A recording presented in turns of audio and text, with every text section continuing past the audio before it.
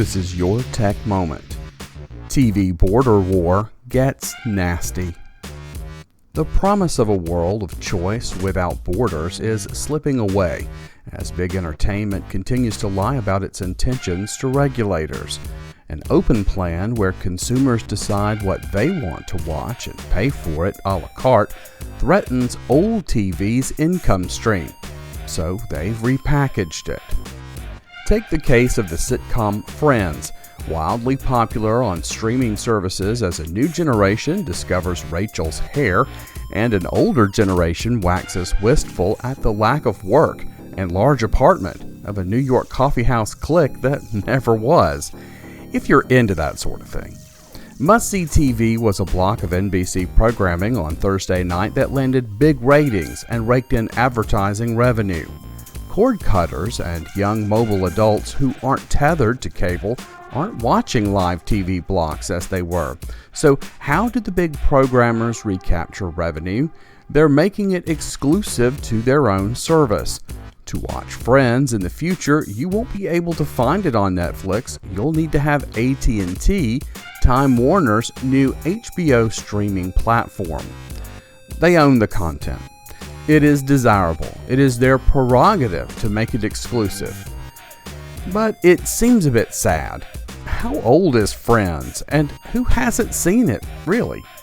The hardcore diehards are going to probably own the box set on DVD already anyway. Worse, when merger antitrust concerns were raised, AT&T's leadership insisted they wouldn't use consolidation and exclusivity as a bargaining tactic against competition when speaking to regulators in Congress. Randall Stevenson, CEO of AT&T before the Senate Antitrust Subcommittee before their merger with content maker Time Warner, quote, "Nor is there any reason to believe we could use Time Warner programming or AT&T networks to hurt related markets. Simply put, it would be irrational business behavior to do so. Time Warner's programming is more valuable when distributed to as many eyes as possible. Moreover, in order to have great programming, it is imperative that we attract great creative talent to develop it. The best way to attract that talent is through widespread distribution of Time Warner content," end quote. Since deregulation in the 90s that allowed newspaper and TV owners to get cozy with infrastructure providers and merge with internet companies, consumers have been hurt by less choice and higher prices. And while I promote the world of free enterprise to promote innovation, there is a point where companies believe they are bigger than government and can do as they please.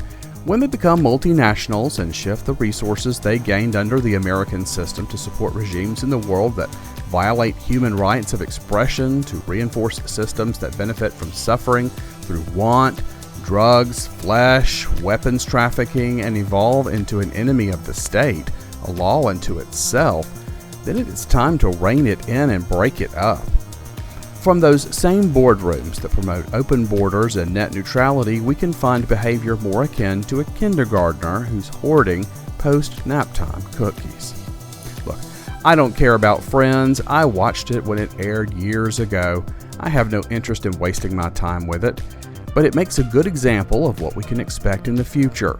You'll need the right network, the right device, and the right service to see the show you want. Or you can decide now that you don't need expensive fantasy programming from hand-wringing coastal elites and instead go out to do good works in the real world.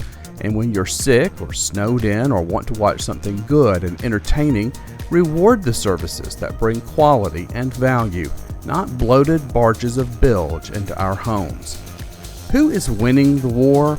Roku. With more users than any other streaming platform hardware, they focus on helping consumers find the content they want at the lowest price. If the content is not available, you can follow it until it's on a subscription service you've got or becomes available for free. Many times, Roku will show you several ways to watch, including a choice of SD or HD, with or without ads. By contrast, Amazon's Fire TV or Sony's PlayStation will direct you to their own stores first to encourage consumers to buy more, even if it's available on an app for free on those platforms. Interesting sources of info around the web today. In industry, lots more multi-channel news from the big media sector. In security, telemetry piped in with security update on MS Patch Tuesday. Toys for Prime Day, Amazon's big push includes Nintendo Switch and Alexa gear.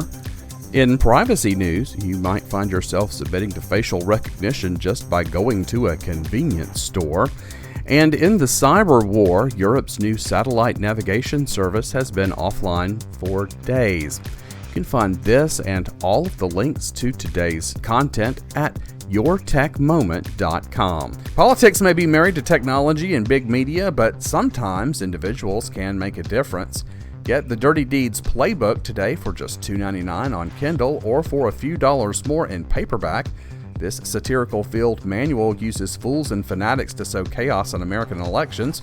Tools and techniques, observations, and deception I've seen in the election process over these past few years. Support this news aggregation service by checking out my website at yourtechmoment.com today. Links there show all the places you can listen or watch for free. Also, find out about my other projects, subscribe to my newsletter and alerts, or buy books, advertise, and support this project with some merchandise purchases. Have a great day.